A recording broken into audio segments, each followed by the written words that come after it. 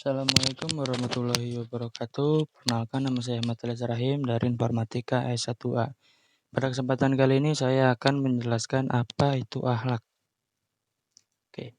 Yang pertama adalah pengertian akhlak. Pengertian akhlak berasal dari kata khuluk yang berarti tingkah laku, perangai, tabiat, atau kita bisa artikan juga adalah ini sesuatu perbuatan manusia.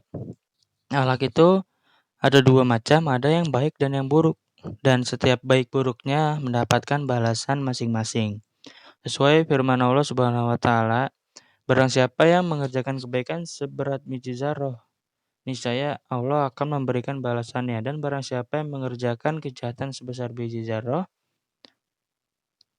Allah juga akan memberikan balasannya pula. Quran surat Al-Zalzalah 7-8.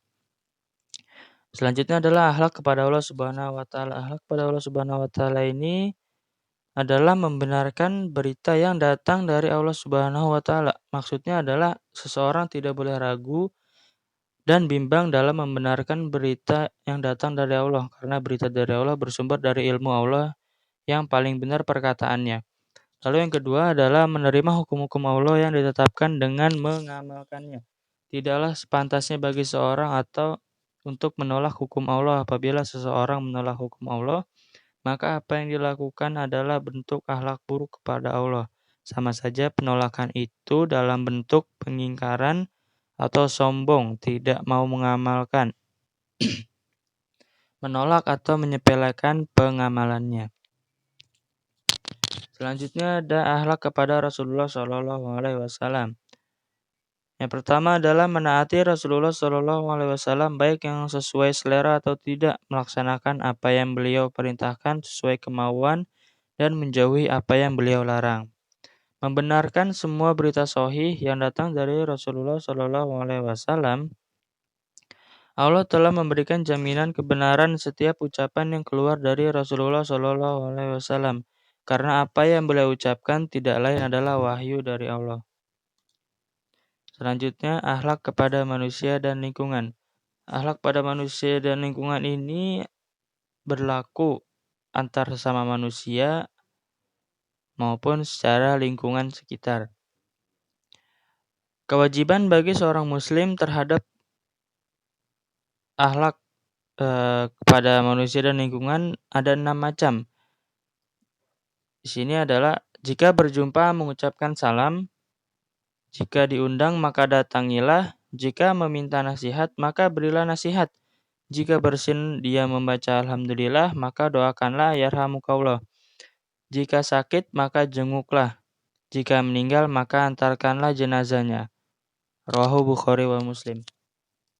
Di sini dituliskan bahwa akhlak kepada manusia adalah hal-hal yang berkaitan antar manusia. Salah satu contohnya adalah jika berjumpa mengucapkan salam. Dari sini bisa kita lihat bahwa kita diajarkan untuk selalu berakhlak baik, selalu mencerminkan cerminan yang mulia. Contohnya adalah ketika kita sedang jalan, lalu kita melihat ada kerabat kita atau ada saudara kita, maka kita dianjurkan untuk mengucapkan salam. Assalamualaikum atau selamat pagi, jika memang kerabat kita itu bukan orang Islam. Oke. Lalu akhlak baik terhadap sesama manusia dibagi menjadi beberapa bagian. Yang pertama ada untuk diri sendiri, yang kedua ada untuk orang lain.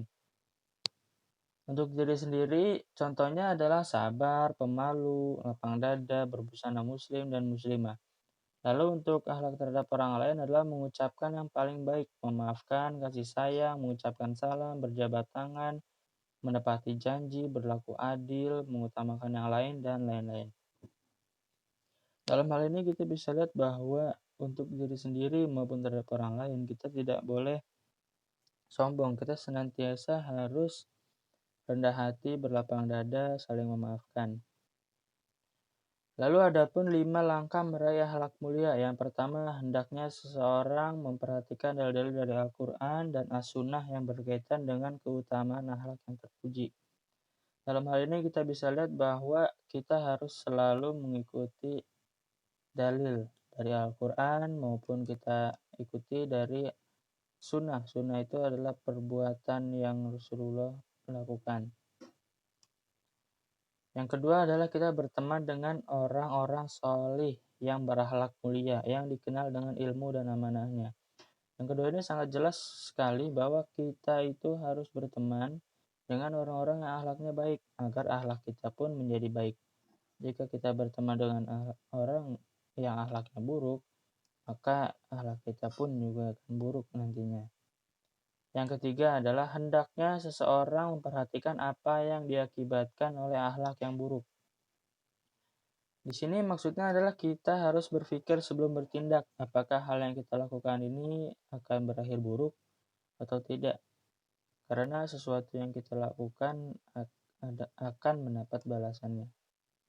Yang keempat, hendaknya senantiasa menghadirkan dalam benaknya gambaran akhlak Rasulullah SAW.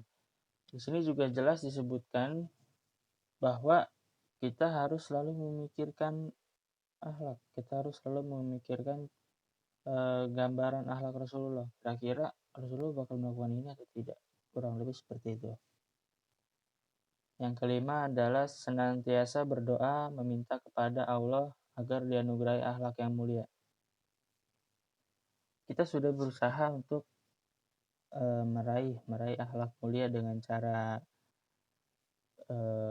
memikirkan gambaran akhlak Rasulullah SAW, lalu kita udah memperhatikan apa yang diakibatkan oleh akhlak buruk, lalu kita sudah berteman dengan orang-orang yang soleh, kita sudah mengikuti dalil-dalil dan as-sunnah.